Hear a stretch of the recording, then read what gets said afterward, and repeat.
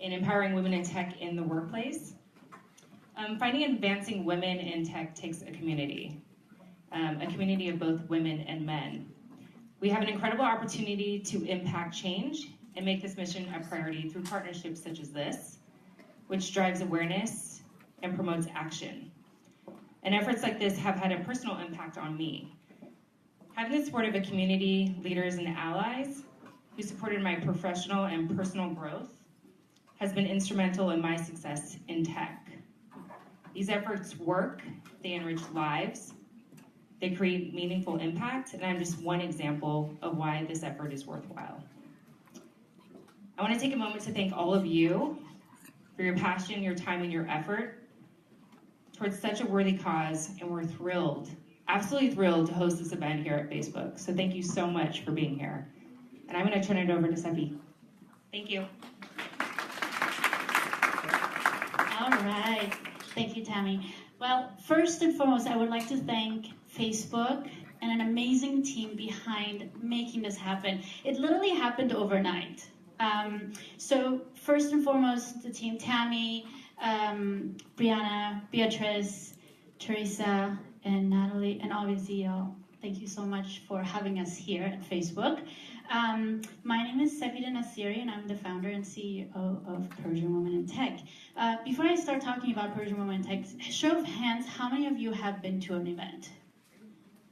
Yes, welcome back, and hello to the newcomers. I always like to set up the room before I tell the story and find out who's actually sitting in the room. So how many of you are technologists? Most of you. Awesome. How many of you are thinking about starting a startup or a tech company? Okay, some of you. All right, marketeers? No marketing. Oh, some of you, hello. Okay, wonderful. VCs? Venture capital. Anybody wants money? Right there. Great, so why Persian Women in Tech and why are the men here? Well, they need to be part of this conversation in order to empower us, hire us, and also understand our challenges and hopefully support us throughout our challenges as well. So Persian Women in Tech has been around for about 3 years now. We just passed 3 years on March 29th. We started in 2015, so yay to 3 years. And it came around just because a friend of mine whose startup I was advising 3 years ago wanted me to introduce her to an Iranian woman engineer. And just a little bit of background about me, I've been around in tech for about 16 years and worked for several different startups who are all acquired today, and also started my first company right out of college, so a long, long time ago. So through all of this, I always try to empower women, and when my friend asked me to bring her someone who is an engineer, but Iranian and woman, I was a little bit shocked because I didn't know anyone. And that was a little bit daunting. I was like, how is it possible? I know so many women in tech, but I didn't know an Iranian woman. So I went to several tech companies, and we don't have to mention all of them, but all of them, let me tell you, I went to. And they had some backgrounds of ethnic backgrounds group, but the Iranian community was missing. So I said, okay, what can we do? So like anyone else, I said, okay, I want to find out if they actually exist. Even though they say, our parents tell us, be a doctor, be a lawyer, be a mohandes, which is an engineer. Where were the engineers? So I got some of my friends together, and we had some wine and cheese, and 7 women showed up. And I said, okay, so there are some. After an hour and a half, they said, when are we meeting again? And I said, I didn't even think about that. And a month later, 20 people showed up. A month later, 40 people showed up. And then 80 people showed up, and I said, okay, we are going somewhere. So fast forward 3 years later, we are 10,000 plus strong. Now, it doesn't stop there, because Silicon Valley is great, and we have a lot of engineers and technical people and tech companies. But now we've expanded into 9 cities around the world, internationally. So we are in London, we are in Paris, we are in DC, Boston, Los Angeles, San Francisco, Austin, Texas, Berkeley, and San Jose, and we're expanding into 10 more cities this year as well. So why am I telling you all of this? Because communities matter.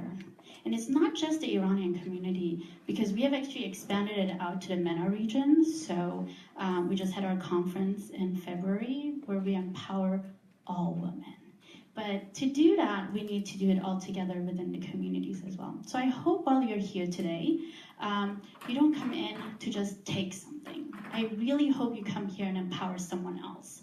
So if you meet someone who is in need of introduction for work purposes, or needs to tap into your network, or get advice from you, or mentoring, etc., please help them out. Everyone has something to offer.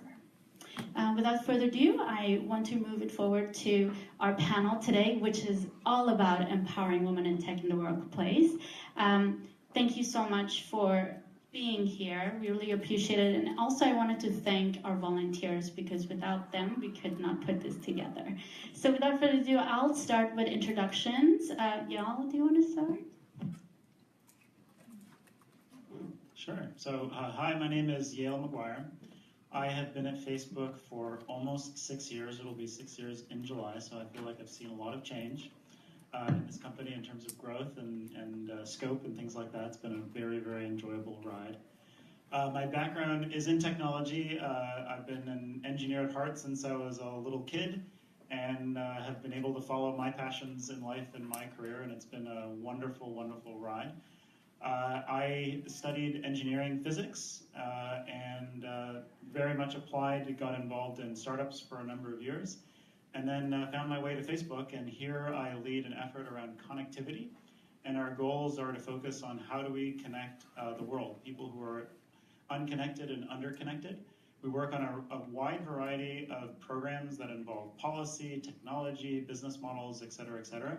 I feel incredibly fortunate to be able to work on this. It's a very mission-oriented program that we work on, and we're really focused on impact and trying to connect people. And it was announced in the last earnings call for the company that our connectivity efforts across the company have connected over 100 million people online that would not have been connected if not for these efforts. So I'm really, really proud of the work that we've been able to do, but we have a lot more to do in the future. So it's great to be here. Thank you. Wonderful. Zohreh? I'm Zohreh. I'm currently a software engineer in Google. I mostly work on cloud platforms at Google. But if we go back to where I started in as a computer engineer back in Iran, in University of Tehran. And after getting my undergrad and grad on hardware and computer architecture, I moved to the US as immigrant. I started my life here in 2006. And I did my PhD in UCLA and finished it in 2011. And since then, I've been working in a couple of different companies at Silicon Valley. Some companies, actually I started in the field of optimization algorithms, and then moved to more back-end web type of companies. So unlike Sepideh, I've always had a lot of engineer friends, and a lot of them have been females, so there's no shortage of female engineers around me, and I oftentimes actually find myself connecting my friends and usually younger generations to other people in the field, and also when they are seeking new opportunities. Because I think I'm a good matchmaker, I usually help people, my friends with, what kind of companies can be a good match for the background. So that's it. Awesome. Thank you so much, Zohreh. Okay.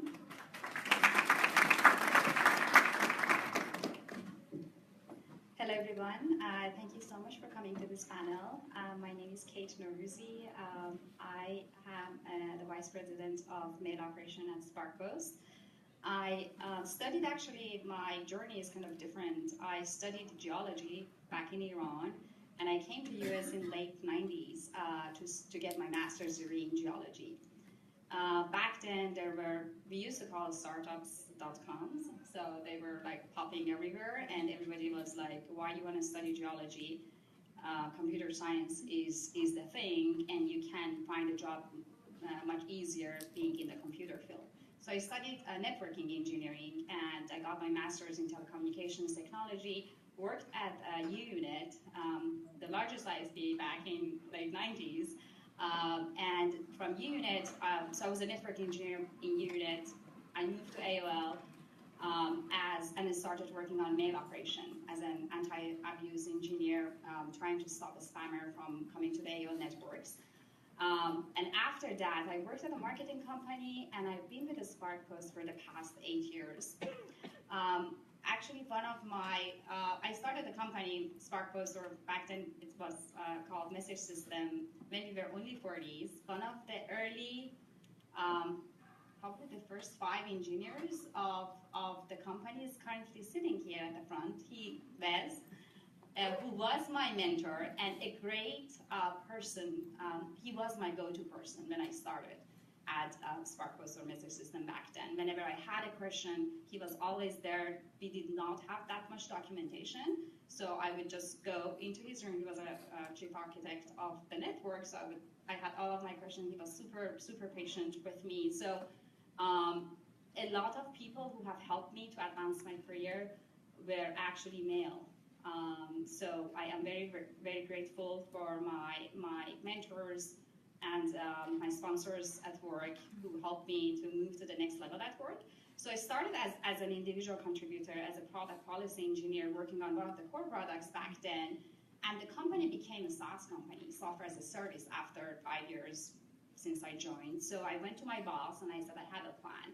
I want to create this team to support our customers, and we have like LinkedIn, Apple, Pinterest, Airbnb, Uber, all of their emails run on our software. So every iTunes message that you receive in your mailbox, it is run on SparkPost software. So I went to my boss and I said, this is what the company needs during this transition to become a SaaS company, and let me build it.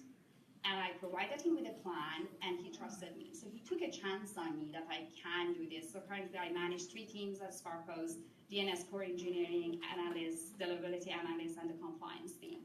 So I am very, very grateful for the chances that the people took on me, and interestingly enough, most of them were men. So thank you. Woo. That's awesome. Nazgol John. Right. Hi, everybody. My name is Nazgol Moussavi, and let me start by saying thank you for having me here. I'm honored. Let me also start by giving you a little fun fact. Kate and I went to high school together.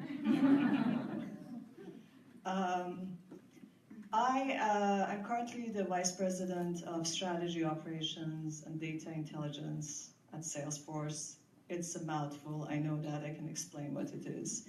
I have a technical background. I came to the US and I did my undergraduate degree here on the East Coast in computer science. I worked as a software engineer for a number of years. And then I took a slightly different path. I went and got my MBA, and my technical background always helped me. It anchored me to the right types of opportunities. So I'm really grateful for that. I worked as a management consultant, but primarily working with technology companies across the value chain, go all the way from semiconductor companies to network equipment manufacturers to software companies on all types of issues, from operations to strategy to even data engineering and data architecture. A few years ago, I moved to Salesforce, started as an M&A integration lead for the customer success group, and then just kind of my role evolved. I'm happy to talk about it. So happy to be here and happy to learn from my fellow panelists and from the rest of you here. Thank you. Well, this was a lot of setup for all the questions that I'm going to have for you, so get ready. We are here obviously to talk about empowering women in tech in the workplace, and that's a conversation we are having actually for a while now. And as some of you might know, now the percentage of women in the workplace is almost 50-50, if I'm right. Almost 50-50, yeah. It is. I know it is. So there is so much focus on women in tech closing the gender gap. How can this be addressed, and what is your company doing to hire more women? Yael. Okay. Well, I think I do want to focus a little bit on things like this, events, right? There's an organization that's part of their infrastructure team called Women in Infra, and they are, as Tammy mentioned, as one of the representatives of that, it's really important to build community, because I think we believe fundamentally that community is a big driver for getting people to be excited and inspired and make those connections to find opportunities, to find careers at places like Facebook and other companies. So I do want to sort of just highlight on the community efforts and community building that happens, and the Women in Infra organization within Facebook is a really, I think, amazing, powerful organization that is really building a strong community of women and allies working together to figure out how we can do better and build more of a strong workforce of women in technology, specifically in infrastructure. So they host a variety of events. This is one of them, but there's a lot of internal events. There's training, empowerment, there's lean-in circles inspired by all the work that Sheryl Sandberg has done. And I do want to touch on her as well, because I do think she is a really powerful force and a voice for women in technology. And as I've been talking to a few people here who have talked about the inspiration that she has brought to them, and giving them a sense of empowerment that everything is possible in terms of technology and opportunity. So so coming back to the Women in Infra organization, they do have a lot of internal events to try to help and make sure that there's this just strong effort to do that. And for me, it's been an inspiration as I look at the team that I manage to make sure that we also participate in having recruiting events. And so I can talk about like a specific story that we had. We have offices in different locations around the United States and in Europe and in the Middle East and other places. And we have an office, an engineering office that's in Southern California in the LA region. And I'll admit, this is a group of applied physicists, optical physicists, electrical engineers. And this office, from an engineering perspective, was all men. There was like 30 men in this organization. And we decided that we wanted to put an effort into recruiting women into the organization. And so we started creating these diversity events for women in the Southern California region. And I was really, really happy to see that we actually had a conversion. We actually were able to hire someone in the last year, and we're continuing to grow that pipeline for women in that office. So it's like one of these things where it's day by day. It's these events and these small activities that you have to accumulate over time to build that community. So that's an important one. I think also just across the company, one of the things that's really important to us is making sure we focus on making sure for every hire that we do, and for my team in particular, we follow this approach, is just making sure that there's a diverse slate for underrepresented minorities. So for every role that we are hiring, we do want to make sure that there is at least one interview for an underrepresented qualified person, to make sure that we're giving people as much opportunity as possible for pursuing opportunities at Facebook. So those are some of the things that we're focused on to try to build that community. I think the other thing I think that's important, not only just in the hiring process, is the retention process and onboarding process. So we do make sure that there is effort to make sure that the onboarding experience is really, really good for women in the organization, that they have the support that they need to be successful at Facebook. But I think overall, like, there's still a lot that we have to do, right? I think as I look at the representation of women in tech, I think it's wonderful that there's 50% gender parity in the workforce, but it's clearly not that case in tech and the areas that we focus on. I think it's great that we have some women in my organization in connectivity. Nada's in the back, and Natalie's here as well. So I do think we're making some progress, but I think it's like I encourage you all to talk to these folks and get the real scoop on how we're doing. That's awesome, thank you. And I hope you find some people to hire today. So there were some techies, right? So too. Great, Zohreh, John, would you like to comment on this one too? What is your company doing? So Google, similar to Facebook, Google has a very big and diversity team, and there's a lot of different efforts, trying to fix the problem and diversity. As you said, in workforce in general, there's a 50-50, and as far as I know, among graduates, there's like 60% females, 40% men. But when it comes to tech, at Google it's around 20-25% women, so it's very low. And there's a pipeline of, there's stages of having women or having any minority in any field. And in every stage we have problems. The first stage is why we don't have many women in in the fields of computer science, for example, or tech as students. That's one problem. And after that, even let's say we have 30% graduates, why companies they don't have that much females in their as their employees? I've tried to hack this problem and see where we have these problems, and this is not exactly what Google does. This is only my own perspective. But the first thing that I've seen, and maybe it's also a good observation for your audience for seeking jobs, the first thing is the ads that companies put for their positions.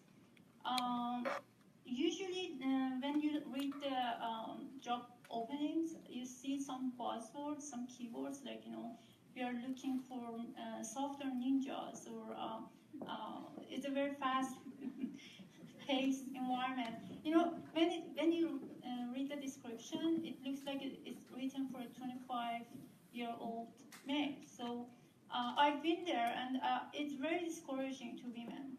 And even before applying to those jobs, they say, okay, no, it's not me. So people don't apply. And even when I'm talking to my friends or my peers, I'm saying that sometimes they reject themselves before the company rejects them. So one of the things as employers, I think they should remove these kind of descriptions. As somebody who's seeking job, we should ignore them. So that's one step that I think, best step of resolving the problem. After that is that the companies should make sure that they are receiving, a fair number of resumes from each type of, candidates, different minorities, female, gender, whatever. The problem is that in tech, a lot of hires are hired by referrals, and that means if 80% of the employees are men, then they refer their male friends. If they are from some ethnic background, that adds to the problem. So the companies, they should make sure that they're screening the fair number of resumes. After that is interviews. And there's a lot of unconscious bias that happens during the interview. And also, I sometimes, because I mentor usually my friends or younger students who are looking for jobs, I mentor them for how they should do their interviews. And I see, because they don't have enough friends who already are working that company. They don't know what the process looks like. So again, they lose good opportunities because they are not ready for that kind of interview. So as job seeker, you should be ready. As employee, you should make sure that because the candidate is not looking like what you have in mind as a package. You should be more fair in evaluations. And Google actually is doing a good job in trying to make everything blind and very quantitative in terms of how they evaluating things. And after that, in giving offers, again, there's a lot of problems in giving offers to females, and that raises a lot of problems in pay gap. So that's a totally different problem. But and after that, after you're hired, because there is bias against women, you have to usually prove yourself before you're trusted. But for males or for typical software engineer looking people, that's given. That's a given. You don't have to prove. If you do something wrong, then they're like, oh, okay, there's something wrong. But for women, it's usually the other way around. So that leads to the problem of women leaving the jobs, leaving tech, or going to other areas, or just giving up on working for big corporate jobs.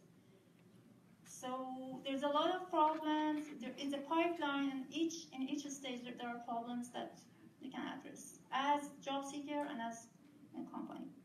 I hope you write something about this so we can all read it back as well, and we can give it to other companies. Absolutely, I encourage you actually to write a blog. I want to post it on our website. Absolutely. Awesome. So we talked about the companies and what they can do or what they are doing. Nazgol, what are you doing to impact women in the workplace as an individual? I think I feel we're at a flex point in time right now. There are a lot of big companies. We just heard from you, Facebook, Google, my company. They're undertaking a lot of initiatives to drive diversity in the workforce. And that's helpful because it creates an environment where I, as an individual, feel empowered to do my job and to help really drive diversity, not for women only, but across the spectrum. For me, it's been a little bit of a personal transition journey. I was, I didn't quite understand when I went from being the person who seeks mentorship and sponsorship to somebody who people knock on my door and say, hey, Nazgol, I heard such and such about you. Do you think you can guide me in this area? Do you think we can start a mentorship relationship? And I was, the first time, I'm like, what are you talking about? I need somebody else to mentor me, and I still do. And I still need a mentor, and I need a sponsor, but I take that responsibility very seriously. I know we all have very busy jobs, but I never say no. I never say no when somebody is knocking at my door. And I also I try to be very mindful of when I see especially very talented women who are, they feel a little bit more introvert. I'm an introvert, and I think it just makes it doubly hard for women introverts. I try to pull them out of their shell. I try to reach out to them. So that's part of what I try to do. Just initiate these conversations and really be committed to these relationships. The other thing is, part of what it takes to be successful, especially in some of these larger corporations, is to be in the know. to be part of the conversation, to have a seat at the table. And those opportunities, it's just kind of like a self-fulfilling cycle. So unless you have those opportunities, you wouldn't be able to have the insights that, show your value, show your impact. So what I try to do, and I encourage my team to do, is in my leadership meetings, I am mindful of making sure I have the right representation. So it might be a leadership meeting where I have a certain level in the organization, but if I see that my ratios are off and I don't have enough women representation, I pull people from different parts of the organization, and I make sure we have the right mix, we have the right participation, and it's good for everybody. We all know that. There is a diverse set of opinions that are going to, help us come to the right decision. I also try to stay connected to the various women initiatives and networks that the company sponsors. So you said it really well, community matters. And the community can take so many different forms, and it's that networking that really helps. And I make myself available, but I'm a beneficiary of that as well. This is all possible because we are able to have these types of conversations, right? I can be open with saying, hey guys, we don't have enough women participating in this leadership meeting because my company has made it okay. These types of communities, these types of discussions have made it okay. That's wonderful. And I applaud what you said earlier. You said that not only are you opening your door, but that you still feel that you need a sponsor and a mentor. And I want to actually touch on that. Does everyone on the panel have a mentor and a sponsor? Yes. Does everyone know what a mentor and sponsor is? How many of you don't know or want to hear it? Don't be shy. I want to hear it. Okay.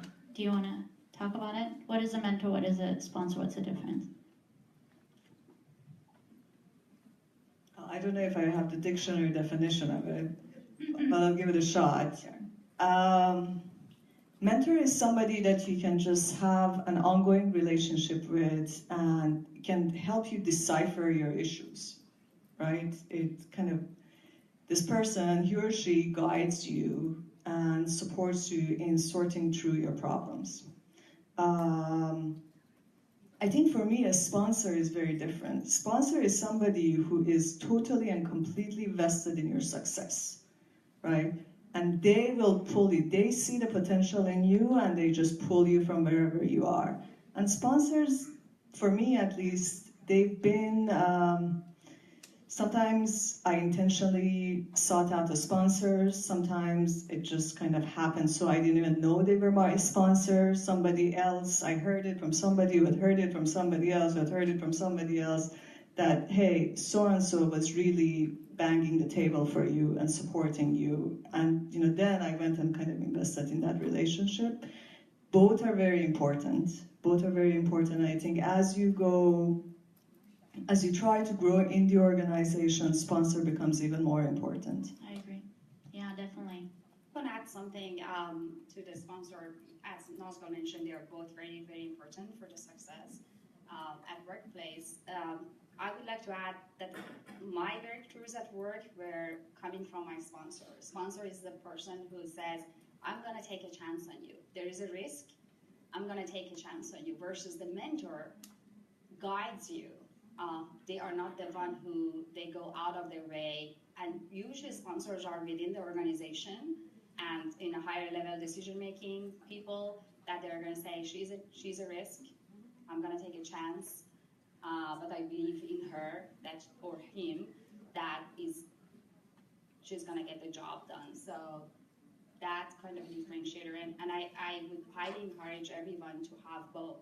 Yeah, agreed. And that's very important. I think we don't talk about, I've had mentors since I was 18. 5 of them actually I do for different things. And sponsors throughout, they change, right? Depending on what career path you take and where you want to be, and they're there to support you. So that's good to know, and thank you for touching up on that. That's really important. Kate, you have had a certain journey, and you mentioned where you started, where you went, and all of that. And study has shown that a root cause of gender inequality in tech starts when young girls are discouraged in school. How do we change that? And what resources are available to shape the future women leaders in tech? So I believe that women or girls in early ages, they are less encouraged compared to boys to learn programming. So one of the tools I highly encourage whomever has a daughter or a sister in elementary, middle school, or high school is code.org, which is actually interestingly founded by two very successful, the Partovi brothers, two very successful Iranians, Hadi and Ali Partovi. If you have a daughter, make it like a mom and daughter activity or a dad and daughter activity. Start with 20 minutes of coding, which is actually really interesting. I have seen adults learn how to code through code.org, and then make it like an hour. Host a hour of code at your kids' school. Encourage girls to join the robotic team. And because when girls or anyone who knows programming, they are empowered to achieve higher goals. It helps with their confidence, and later on they can take on leadership roles. So they have this knowledge. It's like a secret language that they can move them forward. I have actually two teenagers, and they're both boys, but I am an active mentor at my kids' robotic team, and I encourage all the girls to take on leadership roles. Like the team captain is a girl, and like the lead manufacturer is a girl, to kind of make them be aware of their capabilities, and later on they are not afraid to take a chance and take on more leadership roles in future. I would also like to mention there is a leadership organization, I believe it's girlleadership.org, if I'm not mistaken, which is based in Massachusetts. They host summer camps for girls only. So it's, I believe, 3-week summer camp on site, and I have heard really good reviews from my friends who have sent their daughters to that camp. So I also highly recommend that. That's great. That's awesome. I mean, one of the things is we don't talk about how at home it starts with encouraging. I mean, and I don't know with everyone else, my parents encouraged me, become something that is 9 to 5. You need to have a stable job. Do not become an entrepreneur. But, we get this often where either at home you get that encouragement and the support system first before even it goes to school, or you don't. And if we can start at home, then it's easier that they would have more encouragement at school as well. So I totally agree with you. Can I just add something to that? Since we're talking about supporting the next generation, I also have 2 boys around the same age, a little bit younger, and I'm not coaching the robotics team. But I also think it's important for my boys to understand how the role of women and what they can do and the value of it. My husband is here. He actually wanted to bring our kids to see this because we kind of believe that even at this age, for those of us who don't have daughters but have sons, it's important to teach kind of the value of equality and diversity. Absolutely. Something else I would like to mention is like take your kids to work. So boys or girls, early age, even if they don't do anything, let them sit there somewhere and just observe how the day goes, especially the girls. I highly recommend it. Like these days, I think they host like Take Your Kids Day. It's like international, or like it happens all around Silicon Valley on the same exact day. But that is something that I highly encourage. Like in summer, just take them to work and see how. I wanted to bring my kids too, but it's finals, so they had a good excuse. Great. Zohreh, you had touched base earlier when you were going through the stages of getting hired and what companies can do. One stage you were talking about is the promotion and also the pay gap. Can you touch up on that and in regards to how you would advise someone, a woman in tech, to ask for a promotion or a raise? Good question.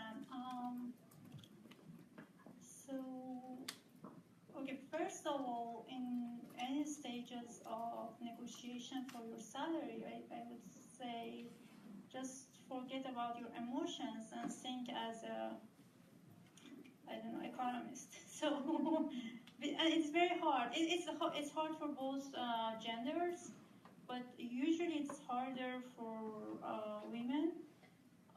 But I've seen both genders, including me and myself. It's not easy to advocate for yourself, in terms of money values. So instead of actually focusing on race, I would say before that, when you're joining a company, that's the best time to get a raise because you have the say, before you sign your offer. After you sign, then it's done. You have to, again, prove a lot of things to get higher money. And to get better, so I have some practical maybe tips that first of all, don't share what you expect, in your package. That's the question usually, the employers, they ask you, how much you expect to get. I don't know in terms of legals in the state of California, but try to avoid that. And the other thing, actually this one, I think legally the companies in California, they should even give you the information that for what level they're hiring you, and they should give you, the min and max of that bucket. So if they're asking you, how much you are expecting, you should ask them how much I should expect from you. And that's one thing. The other thing is that when you want to negotiate for your salary, you can negotiate a little bit around, but that's just some details, unless you have some other offers. If you don't have other offers, then you don't have much, leverage to negotiate. So I would say if you're not in rush to change your job or move to a new company, take your time, do your best, in preparing for interviews, and then in parallel, you should apply for several companies. Even if there's company X that you don't like that company, but they're paying better, at least apply for that company to have something to negotiate. And this is something I've seen a lot of my male friends, they do it. But again, both genders, it depends on the personality. Some people, they limit themselves by the first offer they get. So first of all, don't do that because that's your race for like 2-3 years. That's what you could get, on day one. And after that, so you should do a good job anyway, but don't expect the karma to give you the raise. Because again, I've seen both genders. They do a very good job, and they expect the boss, the manager, and the whole team recognizes their merit, and because of that merit, they're given the raise automatically. In different companies, it works differently. In some companies, you can ask for the raise. For some companies, the managers propose the raise. So it's different, but you should advocate for yourself. And in some companies, again, bigger companies, I've seen, again, raise works, I don't know, counter offers in some companies are very routine. But yeah, that's one way of getting raises. These are practical advice. They're good suggestions, absolutely. So you should know your market value. You shouldn't rely on your guts on how much you are worth, because that's usually much lower than what you think. And if you have no idea go. There are some apps like Blind app. It's anonymous. There are numbers there. At least it gives you some ideas. And worst case, you can ask the recruiter, what should I expect? And then you can target in that range. Awesome. Yeah. Thank you. Yael, what do you think? I think you have a lot of great tips there. I do think that the initial how you enter into a company, that is your greatest point of leverage. And so I think the key thing is, how do you create a market for yourself? And I do think trying to make sure you get as much signal from a variety of companies so that you can negotiate for yourself is really important. And I think like one common lesson that I give, and I just want to make sure it's clear that I have received a lot of mentorship and sponsorship on this particular issue as a underrepresented minority in technology. Like, I have gotten help, and so what I'm trying to do is share those experiences with others. But I think the thing that you have to worry about is negotiating with yourself. And I think that's sort of a similar point to what you're raising is try not to do it. It's one of those things that seems really obvious, but it can trip you up if you bring in your own assumptions and bias into how you perceive yourself. And I think just try to focus on what the market can tell you about how you get hired. I think once you're in and you're on that trajectory, I think just actually one more thing I would say about the hiring process is try to understand what the philosophy around objectivity is around raises and salary increases as well as promotions. So at a company like Facebook, salaries are pretty much determined formulaically as a function of level.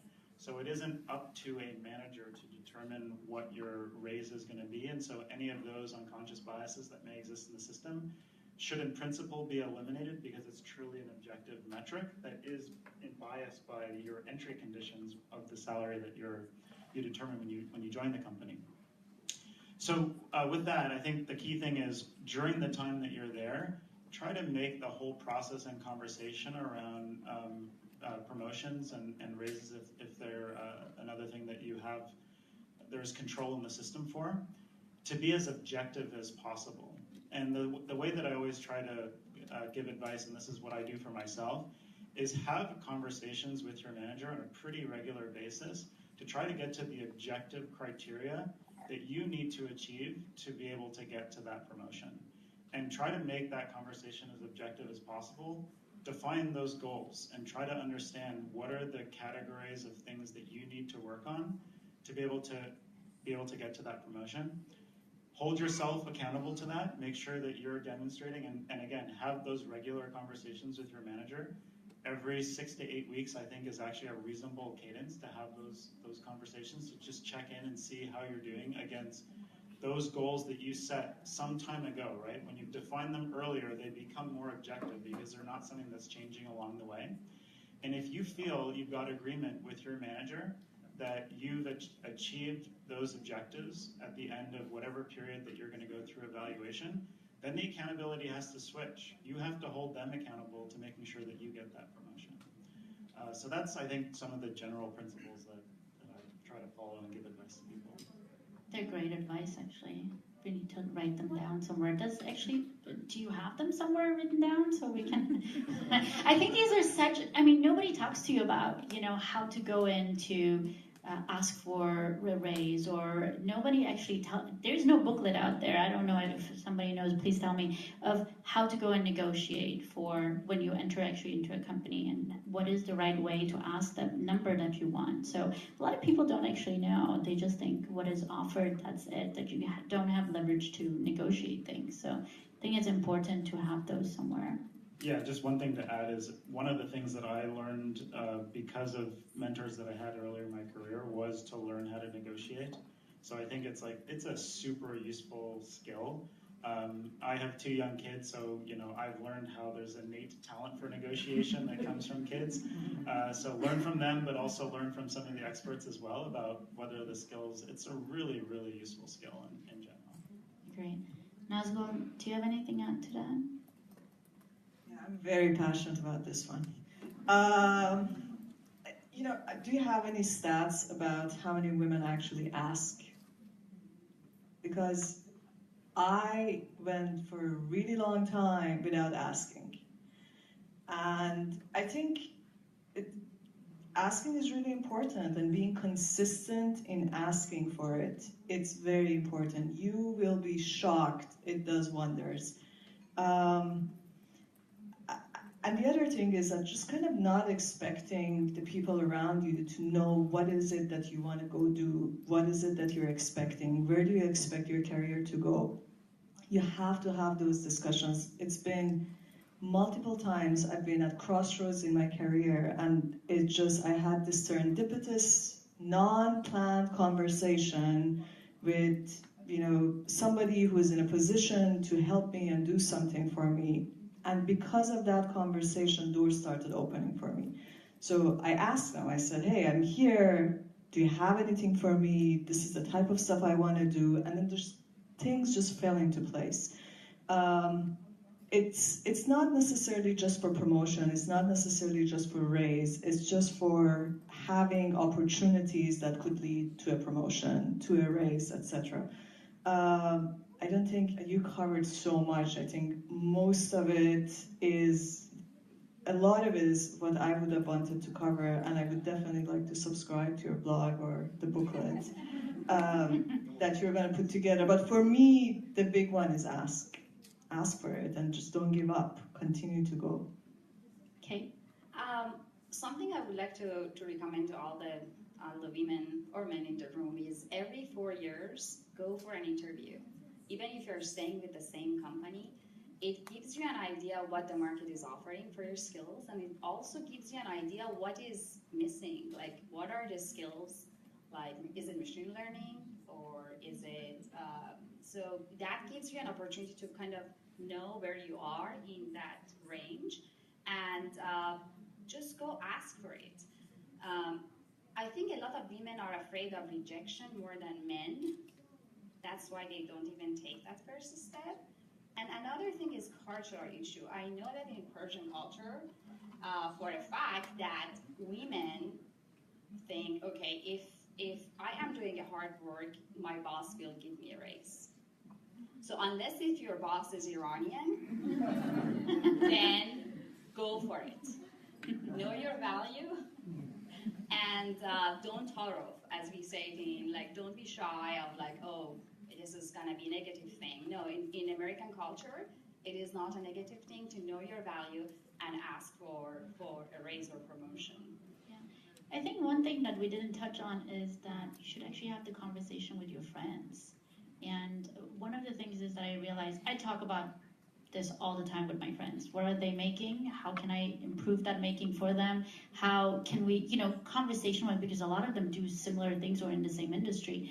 And I came to find out some of them work in the same company and they didn't know what they're making, and they're doing the same thing, but one is making more or has negotiated different terms. And I said, how do you not know?